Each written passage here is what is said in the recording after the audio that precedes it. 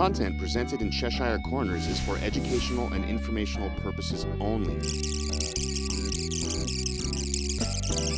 Please consult a legal professional if you have any questions or concerns about the content of this disclaimer, this series, or the legal implications surrounding psychedelic substances in your jurisdiction.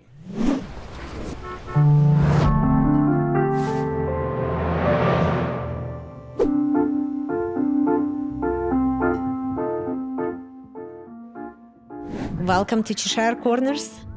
My name is Rita Tsaluk, and let's trip through the looking glass.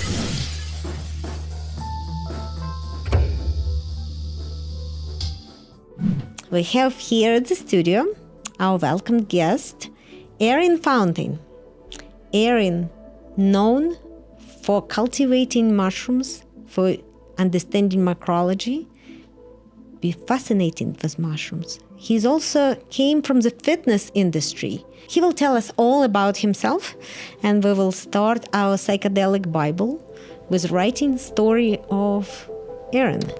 How did you decide to be interested in mushrooms? Why? What did you do before, and when is it sparked? Mushrooms have always, for me, just kind of, I've enjoyed eating them, like, cause culinary mushrooms, like in food. Like, you know, my mom just would cook foods with, she's Korean, and she would just cook all different kinds of food and use a lot of mushrooms. So that was my first introduction to mushrooms as a kid, of just edible mushrooms.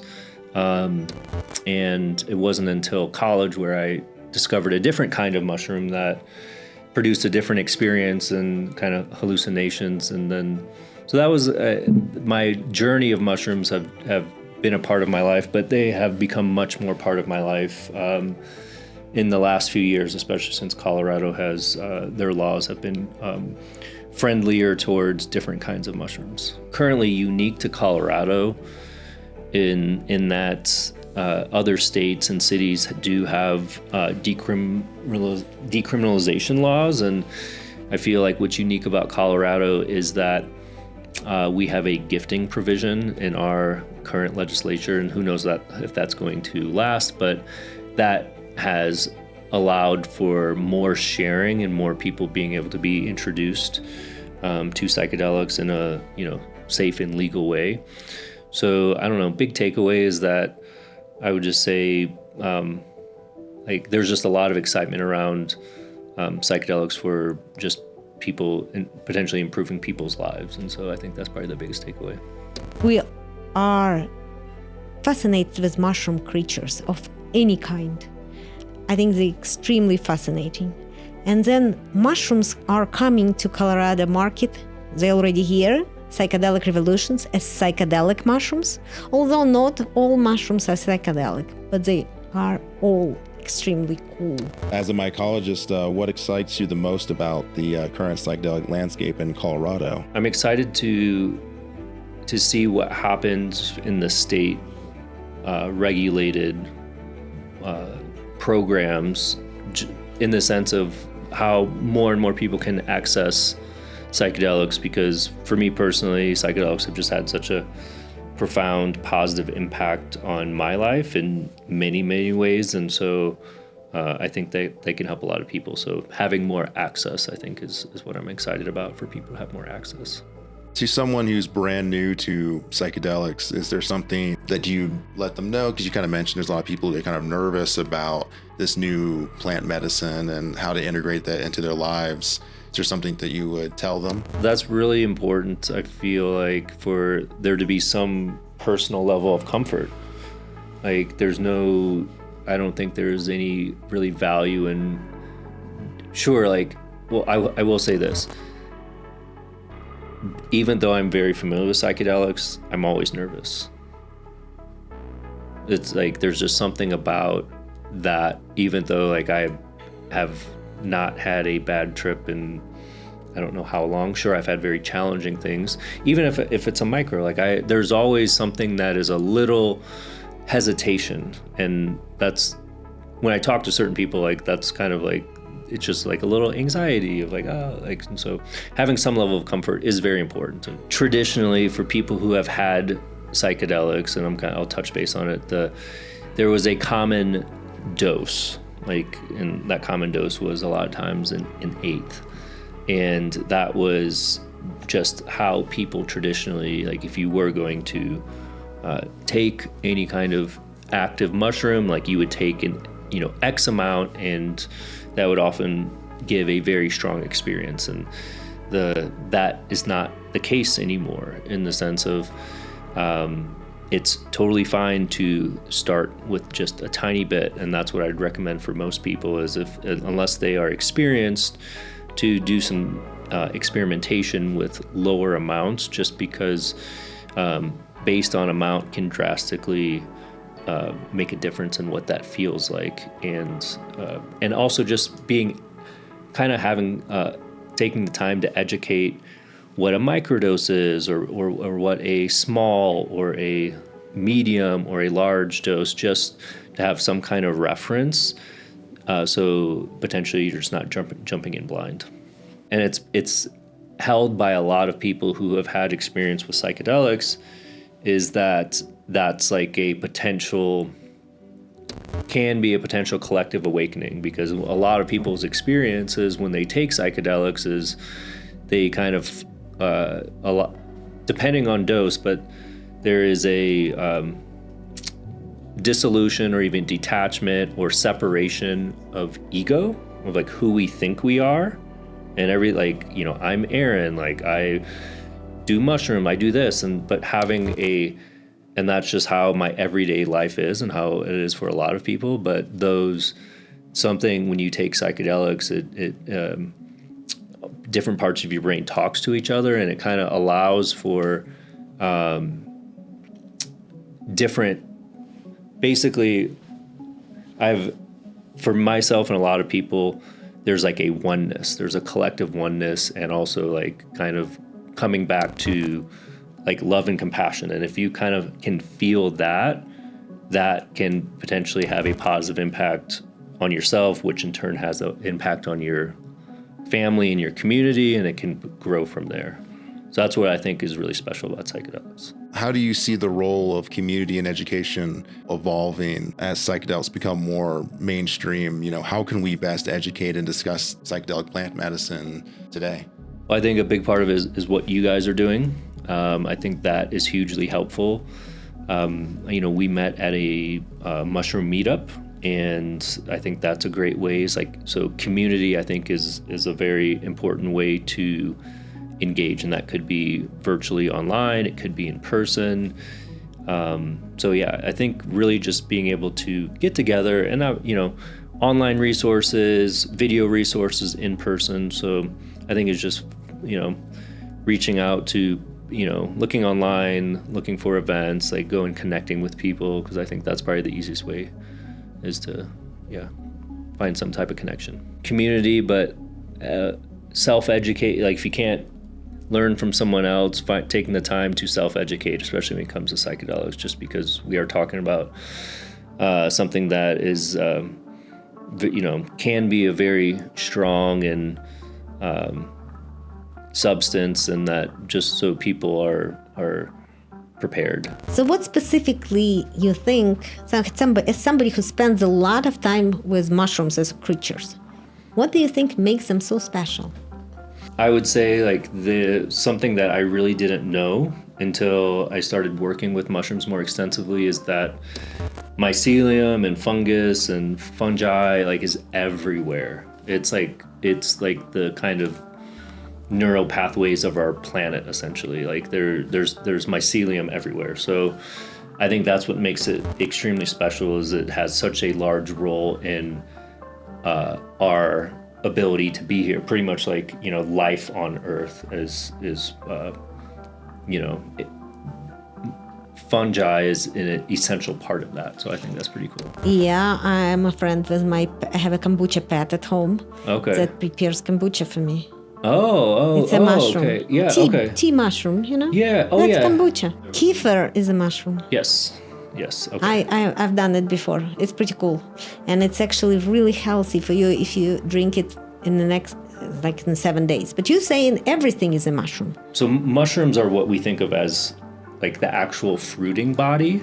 So like of like what we might eat, or the thing that actually fruits from like mycelium. But so what's actually like fungi is, that's like everywhere. It's like, you know, like mold, and like if you're ever like digging in your garden and you like dig up and you see this kind of white spiderwebby stuff, that's mycelium. That's some type of fungus that is basically like decomposing and breaking down and kind of helping all these processes that we just kind of take for granted, that help us like grow food, or, you know, decompose things, or, you know, just things that we just don't have awareness a lot of the times. So when we're going in the forest and we see that yesterday there were nothing, and now today it's popping up in the forest, just fungi were there before, and then fruits. Yeah, it's just a different stage of like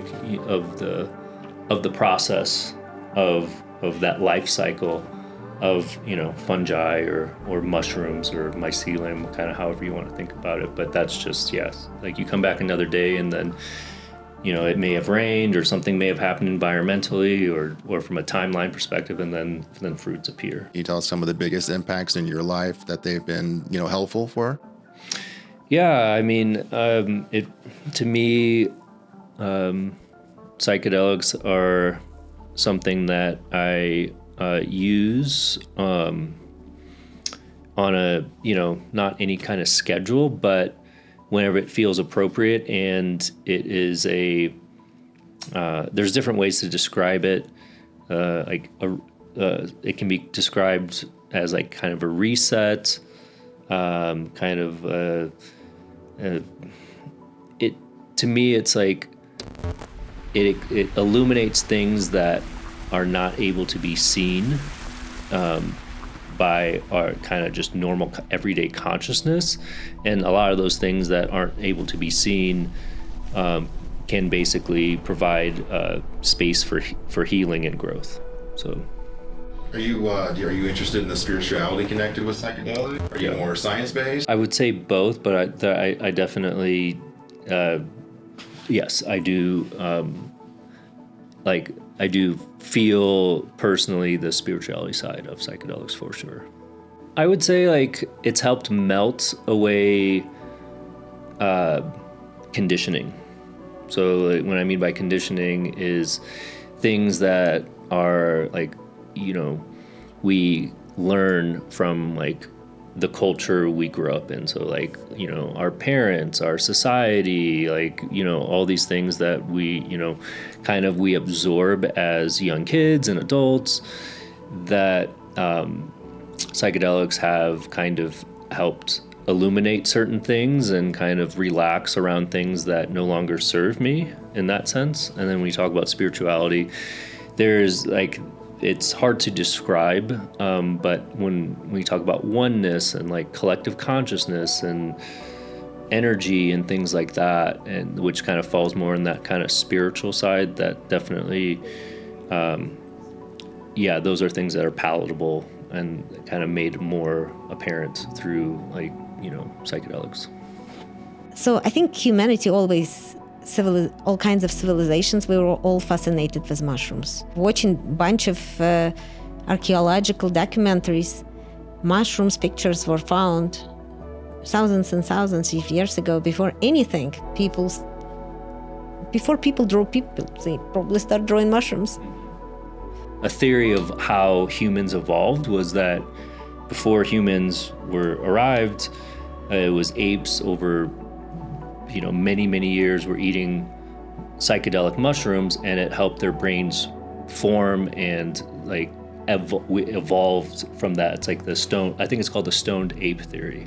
What are the biggest misconceptions you think people have about psychedelic mushrooms? I would say, like, myself included, a lot of the rhetoric from decades ago, like the war on drugs and like our DARE programs and that kind of vilified psychedelics as probably for a lot of people.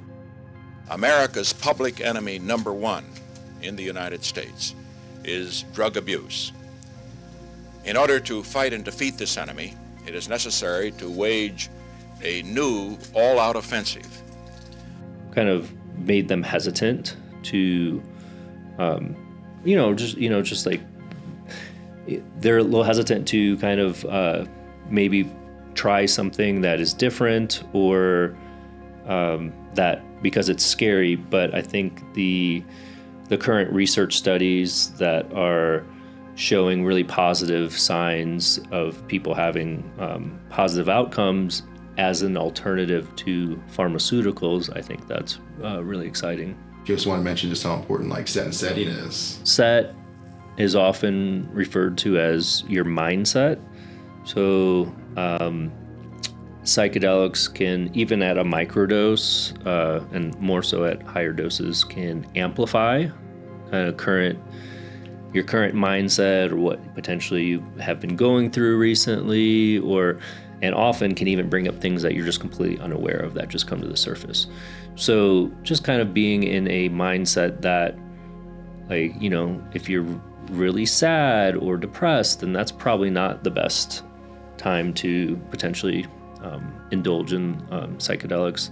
And then like setting is what is referred to as like what are your surroundings, your environment, and that can also play a huge role in your experience.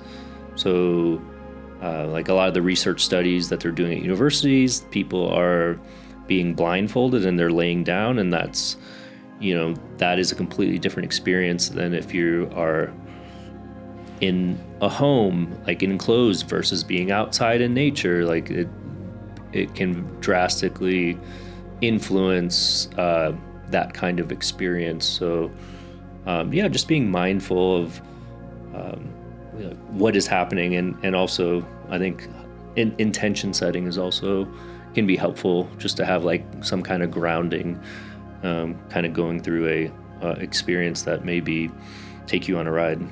Glad you mentioned that, because the next thing I was going to kind of mention was intention and integration.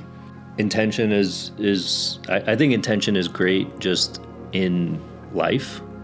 Like it can give you like a little bit of an anchor to fall back on of even if it's like I intend to treat today as like to be present or whatever. It's just kind of like a reminder or a slight anchor that you can use. And so I think that's also helpful with something like psychedelics.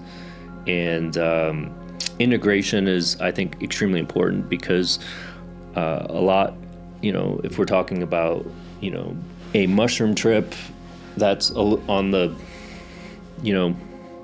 not a microdose, something that's a little stronger, a lot of things can come up and happen and be experienced, but a lot of those pieces or things may not fall into place until like that basically happened days or weeks or months after. And so integration is kind of just, one part of integration is understanding of like things just may fall into place on their own, and then also being more proactive about integration and kind of learning kind of what that means in the psychedelic space of like how do you integrate things that you may have seen or learned from an experience. I never grew mushrooms. I don't know much about mushrooms, but every time I hear about them, we went to Copenhagen, and by tour guide, they were telling us about the whole factory of garbage eating mushrooms. Mm-hmm. And then they would eat garbage, even plastic bags, and they would leave some kind of substance, and that substance can make energy. Copenhagen is a very progressive and green city, and so I'm not surprised that they, are kind of maybe probably leading that. It's just when I'm thinking about the future, when AI will sort garbage and mushrooms will eat it. Yeah. Isn't it going to be so good? Because we're producing way too much garbage. Yeah. So what is the most fascinating thing you see when you're growing mushrooms? For me, it's the reward of growing fruits. The fruits is the last stage of, at least in that process of what I'm doing. And so growing fruits is probably the most fascinating, just because it's like the the grand finale. Essentially, it's like you've put in a lot of time and energy and work, and then it's the fruits of your labors. Are they growing fast? It depends on the type of mushroom. So if it's a active mushroom, it's somewhat species dependent, but versus an edible versus a functional. But generally, the mushrooms that I grow are anywhere from the 4 to 12 weeks. So it's a bit of a range. Some grow faster, but 4 to 12 weeks until you get fruits. How long before you first see them growing? If you obtain a culture of Mycelium, that's a specific strain or species, that culture basically it's not a seed, but it's more or less that's like the starting point. And then it's called inoculating some sterile grain. That's the first step. So you see growth pretty much within days once you inoculate like some sterile grain. And so that's usually, you can start to see growth within days. And so then that's what you're seeing, this white mycelium growth. And then generally that grain is then mixed with some kind of substrate, whether that's a blend of like dirt or wood or different kind of things depending on what the mushroom's like. Then there's more growth that happens, more of this white mycelial growth. And then once that's put into fruiting conditions, that's when you, within a certain period of time, you will actually get mushroom fruits. So you're seeing growth from pretty much the beginning, just in different ways. Why would we be interested? Well, there's probably the 3 most popular categories, and there may be more than 3, but basically edible. So that's like your oyster, your enoki, your button mushrooms, your chanterelles, your basically mushrooms that you can find at the grocery store and eat or go out and forage. So edible mushrooms, which, they're amazing. They taste great. They have a lot of vitamins and minerals. So nutrition.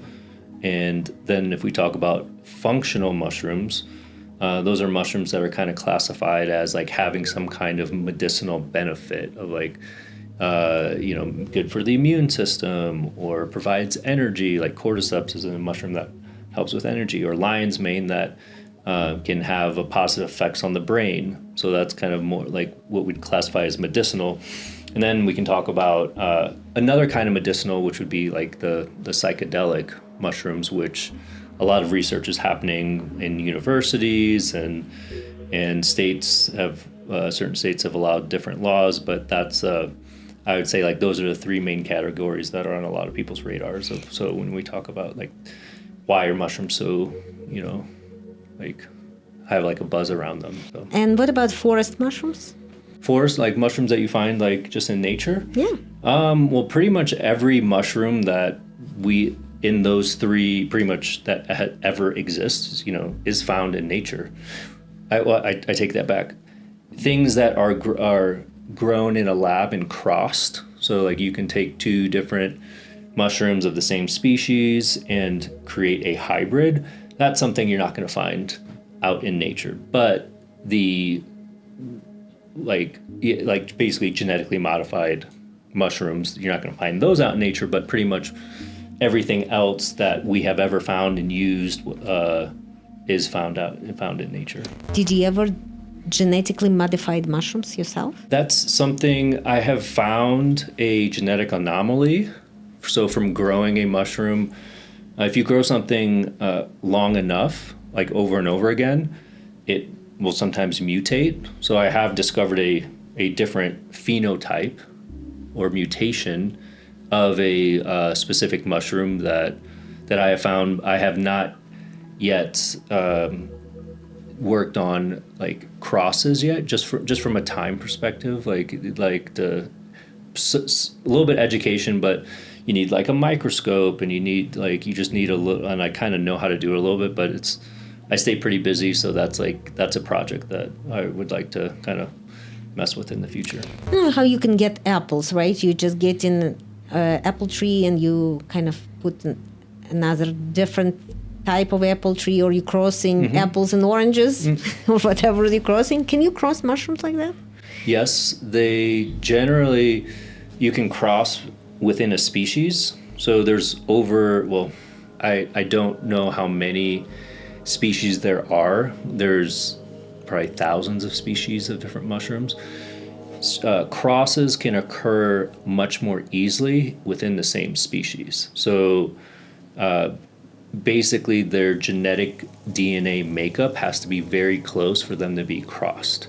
If they're too far away genetically, then at least up until now, they are, to my knowledge, not able to be crossed. They're just too different. It's like, we can cross citrus, like when you say like apples and oranges, like an apple and orange, like that doesn't work as a cross, but like within the citrus family, those can be kind of cross. And so it's similar in that sense. That's why we say an apple is an orange. Yeah. They're different. Okay, yes, yeah. But that's a good analogy for people to be like, hey, like, okay, if it's within the same species, then yes, they can be crossed.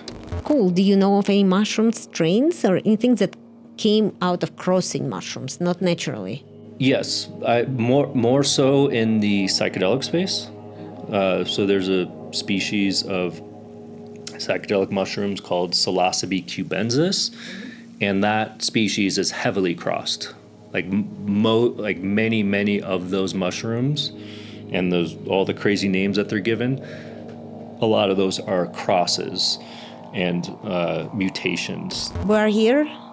Licenses are here.